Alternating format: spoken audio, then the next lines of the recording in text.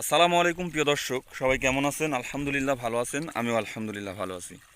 তো দেখতে পাচ্ছেন আমি কিছুদিন আগে একটা ভিডিও ছাড়ছিলাম এই ধানেরই, যে হাতায় দেওয়া কীরকম করে লাগে। তো দেখেন আপনাদের সরাসরি দেখাচ্ছি আজকে। তো ওটা আমার বড় ভাই আর এটা হলো কাকা। তো দেখেন কী সুন্দর করে তারা কাজ করতেছে। তো তাদের থেকে আমি পরামর্শ নিয়ে ধানের জমি চাষ করতেছি এবং কখন কি সার দেওয়া লাগে না লাগে আমি তাদের থেকে পরামর্শ নিয়ে জমিতে প্রয়োগ করতেছি। তো আসসালামু আলাইকুম কাকা, ভালো আছেন? হ্যাঁ, আলহামদুলিল্লাহ। তো আপনার এখন হাতায় দেওয়ার পরে, আমার আঞ্চলিক ভাষায় তো হাতায় দেওয়া বলে, হ্যাঁ, তো হাতায় দেওয়ার পরে কি কি কাজ করা লাগে একটু বলেন তো। এখন হাতা দিয়ে এই ম্যাগমা দিব, সিওভিট দিব, সিওভিট দিয়ে মই দিব।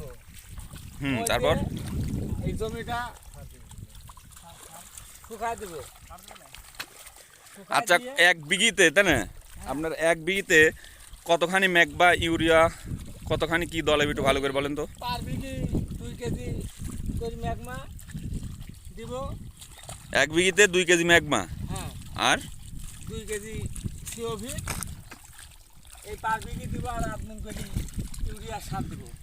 8 মণ করে ইউরিয়া সার, সাদা সার যেটাকে বলে। হ্যাঁ, সাদা সার ওটা দিয়ে মই দিব। হ্যাঁ, মই দিয়ে জমিটা হালকা শুকিয়ে দিব এবং দেখেন এবং আপনারা দেখছেন, দেখেন যে এইখানে এই লরম আর থাকবে না, একটা মাটিটা ধানের চারা মারা গেছিল, তো সেখানে একটা অন্য ধানের চারা থেকে তুলে এখানে লাগাই দিল। তো মাশাল্লাহ, আপনারা কাকার মুখ থেকে শুনলেন যে পার বিঘিতে 2 কেজি ম্যাগমা এবং 8 মণ ইউরিয়ার সাথে একটা হলো বিষ প্রয়োগ করতে হবে, কারণ এখানে 2-1টা ধানে পোকা লাগছে। তো সবাই অবশ্যই ধান যারা লাগান অবশ্যই এরকম মাপে সার প্রয়োগ করবেন।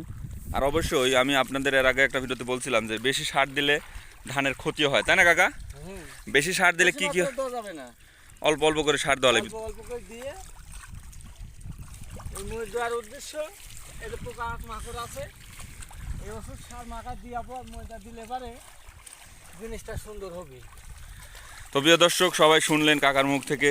তো আমার ভিডিওটি দেশ এবং দেশের বাইরে যেই ভিডিও দেখতেছেন অবশ্যই লাইক, কমেন্ট এবং সাবস্ক্রাইব করে দেবেন।